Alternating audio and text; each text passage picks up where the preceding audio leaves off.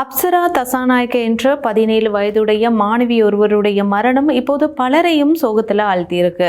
கண்டி அத்தரலியத்த பகுதியைச் சேர்ந்த இந்த மாணவி அத்தரலியத்த டிபி இளங்கரத்ன தேசிய பாடசாலையில கல்வி கற்று வந்திருக்கிறாங்க. இந்த நிலையில கடந்த 17ஆம் திகதி மேலதிக வகுப்புக்காக இவங்க கண்டி பிரதேசத்துக்கு சென்றிருக்கிறாங்க. இப்படி மேலதிக வகுப்புக்கு சென்ற அவங்க கண்டியில இருந்து அவங்களுடைய வீட்டுக்கு பேருந்துல திரும்பி இருக்கிறாங்க.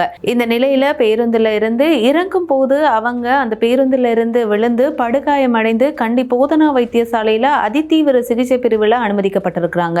இப்படி அதிதீவிர சிகிச்சை பிரிவில் அனுமதிக்கப்பட்ட இந்த மாணவியை காப்பாற்றுவதற்கு வைத்தியர்கள் கடுமையாக போராடியதாக தெரிவிக்கப்பட்டிருக்கிறது. இந்த நிலையில அதிதீவிர சிகிச்சை பிரிவில் சிகிச்சை பெற்று வந்த இந்த மாணவி தற்போது சிகிச்சை பலனின்றி உயிரிழந்திருப்பதாக தகவல் வெளியாகியுள்ளது. இந்த தகவலின் அடிப்படையில் இன்று இந்த மாணவியுடைய இறுதி சடங்கு இடம்பெற உள்ளதாகவும் தெரிவிக்கப்பட்டிருக்கிறது.